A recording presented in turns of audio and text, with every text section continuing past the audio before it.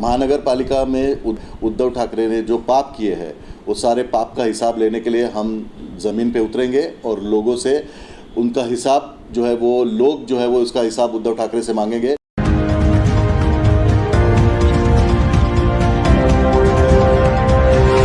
शिवसेना ये पक्ष जो शिंदे साहब ने ये उठाव किया है और जो जिस तरह से ये पक्ष पूरे महाराष्ट्र भर अपना नाम कर रहा है और लोगों की सरकार हमारे शिंदे साहब ने और फडणवीस साहब ने मिलकर दी है, तो भाजपा और बाळासाहेबांची शिवसेना ये दोनों पक्षों ने जिस तरह से मिलके महाराष्ट्र में सारी विकास के कामों को गति दी है, उसी का आपको जो है दृश्य वर्सोवा विधानसभा और अंधेरी विधानसभा में देखने मिलेगा, जहाँ का मैं विभाग प्रमुख हूँ दोनों विधानसभा का। तो आप देखोगे कि यहाँ पे हमारे पक्ष के कार्यक्रम हो रहे हैं, जो शिंदे साहब जिस तरह से काम कर रहे हैं वो कार्यक्रम लोगों तक पहुँचा रहे हैं और लोग इस सरकार से बहुत खुश है, शिंदे साहब से बहुत खुश है। और हम आशा रखते हैं कि जो बाळा साहब के जो विचार है उनको और दिगे साहब के जो विचार है उनको जिस तरह से शिंदे साहब आगे लेके जा रहे हैं लोगों को बहुत पसंद आ रहा है और ये लोगों की अब तक की सबसे फेवरेट सरकार है। सर, महानगर पालिका के चुनाव भी सर पे हैं और कहीं ना कहीं एक बहुत बड़ी जिम्मेदारी आपके पार्टी की तरफ से वर्सोवा विधानसभा में आपको दी गई है, तो क्या लगता है कैंडिडेट जो आपके यहाँ पे होंगे तो उनके जीत के लिए क्या आपने प्लान बना के रखा है? अंधेरी पश्चिम और वर्सोवा विधानसभा में जो मेरे पास जवाबदारी है, इलेक्शन तो आते जाते रहते हैं, लेकिन हमारी पार्टी जो आज एकदम मजबूत स्थिति में है और जिस दिन भी इलेक्शन अनाउंस होंगे हम लोग पूरी ताकत से उतरेंगे और ज़्यादा से ज़्यादा हमारे नगर सेवक चुन के आएंगे। और जो उद्धव ठाकरे के जो पाप किए हुए हैं, उन जो महानगर पालिका में उन्होंने पाप किए इतने सालों का, 25 सालों का जो उनका जो हिसाब है ना, इलेक्शन के टाइम पे हम मांगेंगे। और लोग उद्धव ठाकरे की जो सेना है उससे इतने परेशान है कि लोगों को ऑल्टरनेटिव चाहिए था और शिंदे साहब ने लोगों को ये ऑल्टरनेटिव दिया है। जो बाला साहब के विचार है उनको लोगों तक पहुंचाएंगे और लोग भर भर के हमें वोट करेंगे और हम जो है हमारा मेयर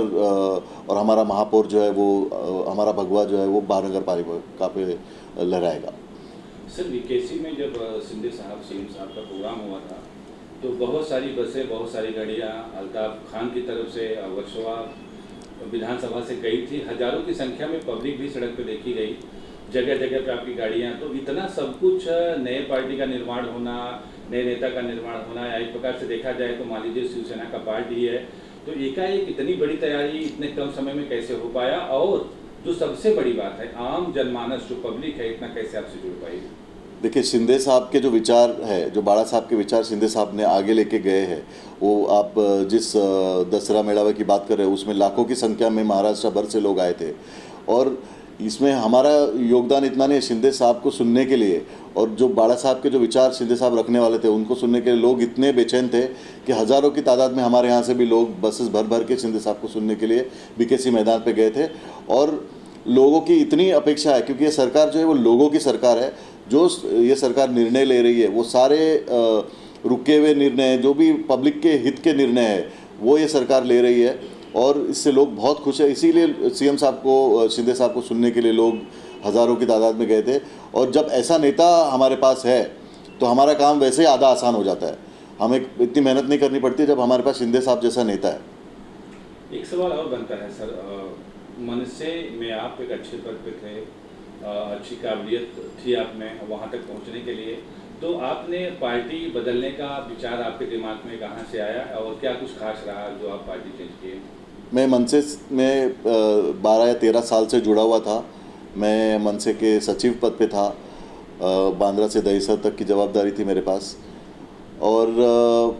बाद में मनसे में ऐसे कुछ अनुभव हुए जिसकी वजह से मुझे लगा कि अब मुझे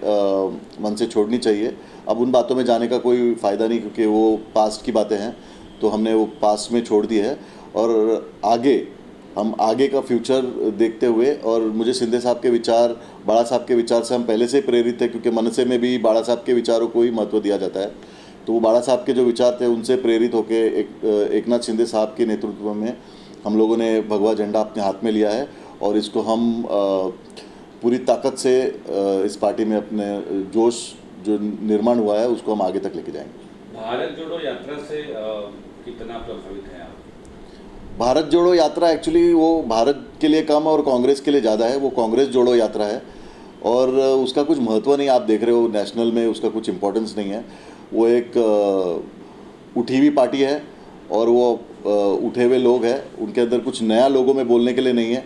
तो वो लेके घूम रहे हैं। उसका कुछ लोग भी उनको महत्व नहीं दे रहे, मीडिया उनको महत्व नहीं दे रहा है, तो हम क्यों दें। मुस्कान प्रतिष्ठान को लेके क्या कुछ कहना है आपका? मुस्कान प्रतिष्ठान हमारा जो एनजीओ है वो लॉकडाउन के टाइम पे और उसके पहले से काफ़ी लोग सालों से हम लोगों की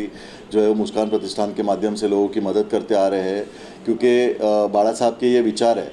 80% तुम जो है वो समाजकरण करो और 20% राजकरण करो। तो ये हमारे 80% समाजकरण का हिस्सा है मुस्कान प्रतिष्ठान, जिसके मार्फत हम काफ़ी लोगों की ज़िंदगी को छूने का प्रयत्न करते हैं और आगे भी करते रहेंगे। मुस्कान प्रतिष्ठान एक एनजीओ है जिसके मार्फत हम लोगों को जो है वो जो भी हमसे हो सकता है सुविधाएं पहुंचाने की पूरी कोशिश करते हैं।